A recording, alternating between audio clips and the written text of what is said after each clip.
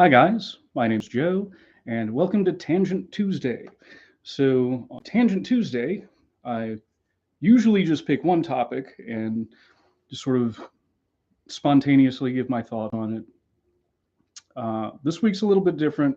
I had several ideas. None of them were really enough to do a Tangent Tuesday on, although I think some might deserve a longer, like full length video at some point. But let's get it started. First of all, uh, as far as like channel updates and stuff go, um, I will still ask for solicitations on some things. I know in the next few months I'll be putting out a poll as to which book series I should begin because I'm almost done with the Bruce Lee's Fighting Method series. I'm almost done with, well, I have outlines for all the previous requests from people as far as, you should check out this book and you reviewed this book. With that being said, I now have a coffee account. It's ko-fi. Um, it's on the main page. I'm starting to put it in my videos. If you just want to support the channel in general, you can donate to that. But if there's a specific request that you want me to review, from now on, I'm mostly going to be deferring to that. Um, this this is a book I got. The author Thomas Feldman actually commented on one of my videos. Why don't you review this? I don't have it. He said I'll send it to you. So because Mr. Feldman sent me this, is it Mr. or Doctor? I think it's Mr. Anyway, um, just want you to know, Mr. Feldman, I am in the process of reading this. This will be fast tracked. Pretty much what that means is that once I am finished reading it, my intention is that week I will have an outline, record it, edit it, it'll be up. I will say one of the things I like about this book so far, and it is going to segue into one of my upcoming points, is that um, the author, this is written more like a scholarly text. So we have citations and footnotes, and I love stuff like that. For those who are unaware, I went to college for a world history degree, and there's still a lot of that in my approach to how I enjoy reading things. If you're going to make a claim, I'd like it backed up with citations. There's got a lot of them. So, promise a segue. Let me tell you guys a story about how I got kicked out of a Facebook group for telling the truth. That seemed like a very clickbaity title, so I didn't make it the full thing. But yeah, um, the specifics aren't important. But basically, there was the moderator of a group I was part of posted a video of a martial artist doing what might be described as some goofy stuff. Um, among his comments was, I bet this guy has never had a full contact fight. I knew better. So I replied basically by saying, like, I'm not going to argue with your main point, but here he is actually having a full contact fight. He also participated in this and that. And and sometimes I guess I'm unaware of how people are going to take information that contradicts the point they're making. Because for me, I'm honestly just sharing information. I have information that you may not know. Here it is. But his response was what's called goalpost moving. Well, I bet he never beat this guy and he wasn't a champion of that and that. And I didn't call it that specifically, but my immediate reply was, but I don't think that was the question, was it, sir? Is it, again, I did that impulsively. I think there was a better way to word that may not have spurred his reaction. But, you know, I was, I hope it comes across. I was still trying to be respectful. Again, the point wasn't who this guy beat or who he didn't beat or what levels he reached. The claim was he never competed professionally. Here's him, well, full contact, and here he is competing full contact. I did follow that up immediately with, I'm not trying to be contentious. I am trying to share information. I stepped away from that, and when I came back to it, I had been blocked, and the guy had he had blocked me personally, and he'd made sure that I couldn't rejoin the group or even observe it or whatever. So it doesn't hurt my feelings, but it leaves me bewildered. I don't think I lost a lot by not being part of that group, but this is a grown man, older than me, I assume, who, when faced with information, like verifiable information, like, no, here's old boy in a fight, in a full contact match. When faced with information that contradicted his claim, instead of reevaluating his claim and acknowledging that he was wrong, he decided to remove me. I wonder if he removed my comments. I know by blocking me, he couldn't see them any further. And around the same time, there was a post in a different group. I'm part of a lot of martial arts groups on Facebook. There was another post where the claim was made that Bruce Lee never had a competitive match. I don't remember if that was the exact word. He never competed, he never fought professionally, so something like that. It couldn't have been professionally. But anyway, the thing about Bruce Lee's fighting record, there are a lot of anecdotes about, I saw Bruce Lee knock this guy out. And excuse me.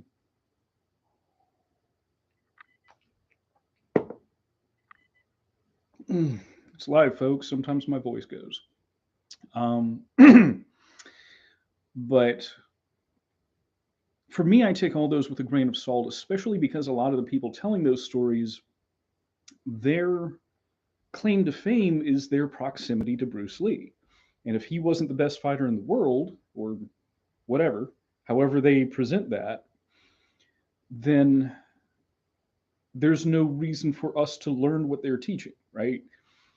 And I'm not going to make a blanket statement like I think they're all making stuff up. I don't believe that, like not with any degree of certainty, but I am acknowledging that it could be a possibility. So, reflecting on that, I don't take any of those as being gospel. However, Bruce Lee had at least one verifiable third-party observed fight. He had a boxing match as a high schooler in Hong Kong, and he won by decision. And there's more that goes into it. But again, the claim, Bruce Lee never fought competitively, my evidence, here's the article including the newspaper, a screenshot of the newspaper clipping of the result, with his name highlighted, and what do you have to say about that? And at least that guy didn't block me, but he didn't get back to me. And based on some of his comments to other people in the thread, it also doesn't sound like he adjusted his outlook. And I think that there's a lot to discuss about, Bruce Lee's fighting record. And I think eventually I'm going to do a long form video on it. We can discuss what it means. Like, if your value of him is whether or not he was, he had a fight record comparable to Sugar Ray Leonard, no, or Randy Couture, no. But I think many people would at least acknowledge that the value of Bruce Lee is not based on his record or his lack of a fighting record. At the very least, you got to acknowledge the man as a cultural icon. And he really popularized the martial arts in the West, et cetera, et cetera. There are more things to talk about besides that, but um, those are nuanced discussions, and nuance doesn't appear to have a whole lot of space on the internet in general. I would say on Facebook in particular. Um, so, so yeah, Bruce Lee had at least one verifiable fight that we know the results of. You know, so what else was I going to talk about?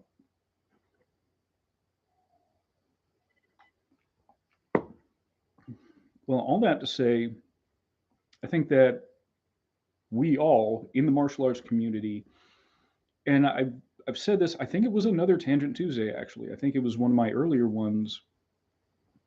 We need to sort of vet the information that's coming into us, that we're getting from other sources. We need to be willing to set aside our personal prejudices. And, I want to believe that XYZ is the best martial art because it's the one that I practice, that sort of thing. um, I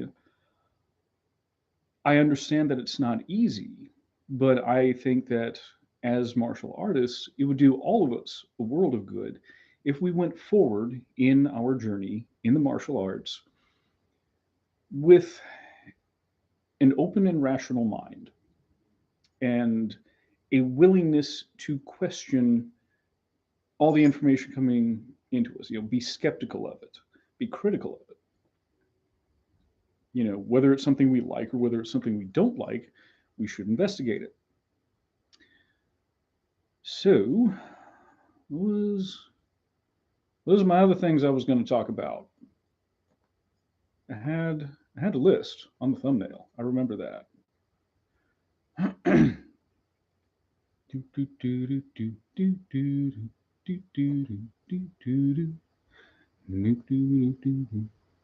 All right. Our form is just a dance. Again, I think that there's a whole thing to get into about that. Um, it deserves its own long form video.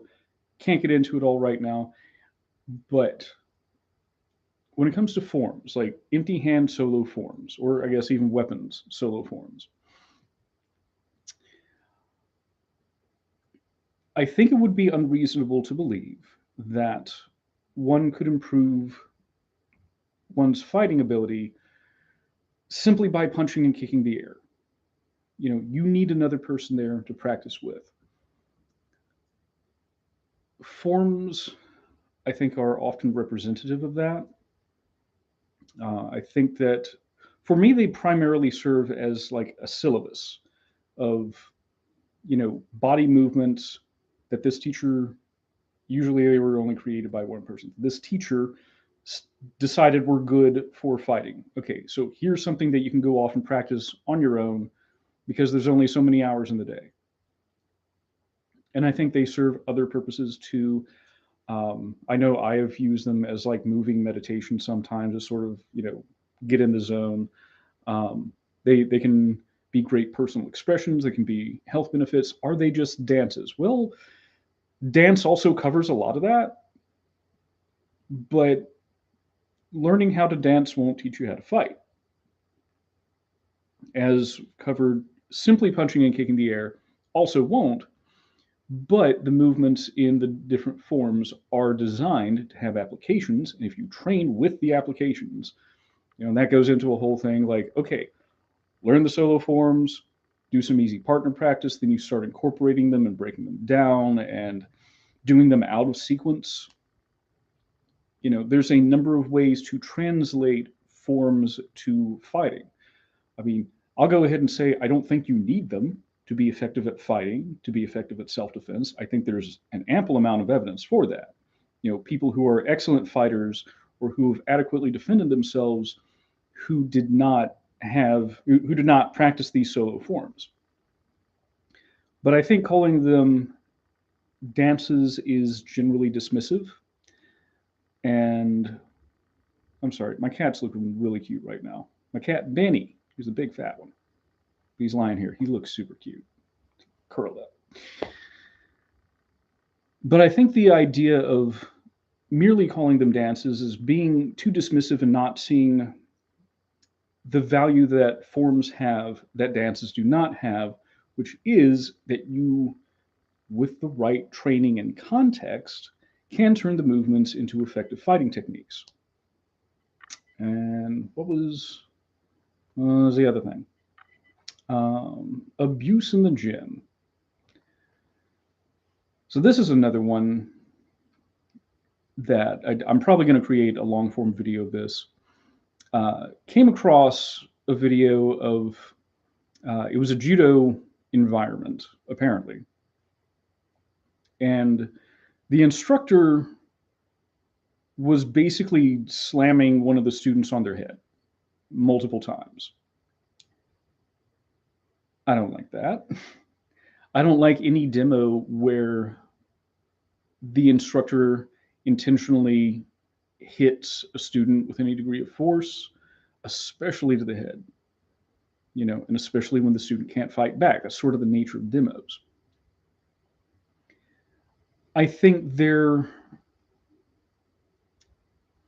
are some encounters, some environments, some circumstances, that's the right word, where you can take shots to maybe, the body or the extremities, that have a bit of force behind them. But if the instructor is the only one who's allowed to, like, punch somebody in the solar plexus full force while they're just standing there and taking it, that's abuse, because of the power dynamic involved, if nothing else. One person gets to be on offense 100% of the time, the other person just has to take it. As martial artists, we should not train this way. As a coach or instructor or sensei or sifu, whatever term you want to use, if you're the guy in charge, you definitely shouldn't be doing that. That's abuse. Some other people seeing the video sort of chimed in with, oh, maybe that's how you treat disrespectful students. No, you don't. It's still abuse. If the student is being disrespectful, he doesn't need to come to class anymore. Anything past that is revenge. If you feel the need to discipline them, like corporal punishment, and I've been through boot camp, do push-ups until I'm tired, recruit. Aye, aye. Training, a staple of martial arts. Sit in the horse stance forever. If you want to like teach someone a lesson without breaking them, without abusing them, those would be more acceptable ways to do that. But yeah, like any demo where one person gets to hit the other guy with, I don't know, I'd say anywhere above the shoulders. That's nonsense. You shouldn't do that. I've been on the receiving end of it. I don't like it, no matter, like, even if the guy just, had a dude just hit me with about that little amount of force in the face, I got pissed off at him, because it's disrespectful. Don't slap me. You don't need to make contact to make your point. The point isn't I can hit you while you're staying still for the sake of my demo. The point is, hey, this line is open. You can attack this way. That would be an appropriate response. It doesn't require me to get smacked around, even if it is just that little bit. I've been elbowed, popped in the back of the head, like the brain stem. I didn't like it, and that was by a guy who, in general, I respected and I liked him. But it was like, dude, what are you doing? You don't need to do that if I'm just staying here and taking your move so that you can make your point to that other guy. So yeah, we need to stop that sort of abuse in martial arts circles, because it is abuse. The people who are learning from us, they are our charges. We need to make them better people. And there are so many ways that you can create mental toughness, if that's what you're going for, without abusing people. And frankly, I don't care if that's how it was done in Japan back in the day, or in China or Thailand. Pick your place, right? I don't care if, I learned boxing back in the day. For my first class, they threw the gloves on me and put me in the ring. Okay, well, that's irresponsible. If you came out of that experience with any sort of appreciation for the art of boxing, you got lucky. So, yeah, let's not abuse people anymore. Ah, and finally, um, well, this is also going to be a thank you. So, my latest video, which provided a list of books related to karate or Okinawan martial arts and focused on the grappling aspect, um, that got a lot of views in a very short period of time. It's over 200 views at the time of this recording or live stream. So I am going to solicit some responses. Would you guys like to see more books of, the top 6 books for learning sidekick or something like that? A list of books focused on improving a particular skill or on a particular topic, as opposed to my, hey, for some people, abuse is the point and the mental toughness is the pretext. Absolutely, Kyle. Absolutely. There's a guy who knows what he's talking about. I know Kyle. He's a high level martial arts practitioner. He's coached people. Um, so yeah, we've both taught people you don't have to smack people around. So yeah, going back, if you guys would like to see more lists of books on how to improve this or that, books on a particular subject, please let me know. Um, and if you have any ideas for that, also please let me know, because I have some ideas of my own, but I will be open to input on that. But as I said, for other videos, or if you want to request a specific book review, please donate to my coffee. I will pay more attention to it then. So this video has been all over the place, but it is called Tangent Tuesdays. Um, but I appreciate you guys for watching, and obviously I would appreciate any thoughts you have on the subject of things like critical thinking in martial arts, abuse versus discipline, things like that, and any types of videos that I have made or that you would like to see more of, non-specific. So yeah, thanks for watching, and look out for my Friday video. Bye.